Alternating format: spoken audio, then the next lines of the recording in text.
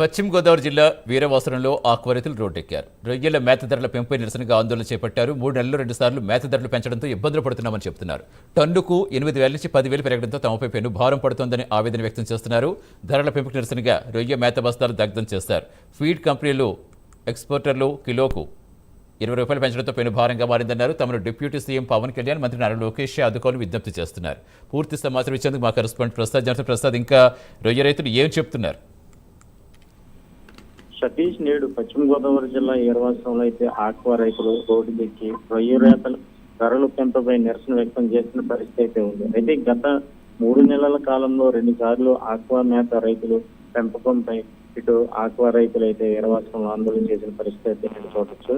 అయితే ఫీడ్ కంపెనీలు టన్నుకి 8,000 నుంచి 10,000 వరకు పెంచడంతో ఆక్వా రైతులు అదనపు భారం పడుతుందని కూడా వాళ్ళు ఆవేదన వ్యక్తం చేస్తున్న పరిస్థితి మనం చూసాం. అయితే ఫీడ్ కంపెనీలు రొయ్య మేత ధరలు పెంచడంలో ఇటు మేత ధరల పెంపుకు నిరసనగా ఈ రోజు మేత బస్తాలను రోడ్లపైన పోసి పెట్రోల్ పోసి దగ్ధం చేసిన పరిస్థితి అయితే ఉంది. అదే ఫీడ్ కంపెనీలు ఎక్స్పోర్టర్స్ కూడా ఒకటే కిలో రొయ్య మేతకు 20 రూపాయలు పెంచడంలో అయితే రైతులు పెనుభారం పడుతుందని కూడా చెప్తున్న పరిస్థితి అయితే రాష్ట్ర deputy speaker Pawan Kalyan, Nara Lokesh aqua రైతుల విషయంలో జోక్యం చేసుకుని రైతులు అయితే చెప్పిన పరిస్థితి అయితే ఉంది. అయితే కేంద్ర రాష్ట్ర ప్రభుత్వాలు స్పందించిన ఆక్వా రైతుల సమస్యలను వెంటనే పరిష్కరించాలని కూడా కోరడమైంది. అయితే ఇప్పటికే అనేక సార్లు కేంద్ర రాష్ట్ర ప్రభుత్వాలు తమ దృష్టికి తీసుకెళ్లామని, సమస్యలు ఇంతవరకు పరిష్కారం కాలేదని, అయితే తమ సమస్యలు పరిష్కారం కాలేని పక్షంలో అయితే క్రాప్ హాలిడే పూర్తిగా కూడా ప్రకటించే అవకాశం ఉందని కూడా చెప్తున్న పరిస్థితి ఉంది. అలాగే ఆక్వారాన్ని కుదేలవుతుందని కూడా చెప్తున్న పరిస్థితి ఉంది.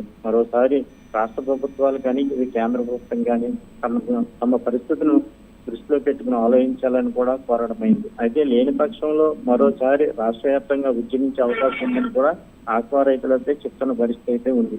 Satish, right, thank you Prasad. అప్సరా చట్టం రైతుల్ని పెంచిన మేతలు సిండికేట్ వ్యవస్థ 5 నెలల నుంచి రైతుని ఆడేసుకుంటున్నారు.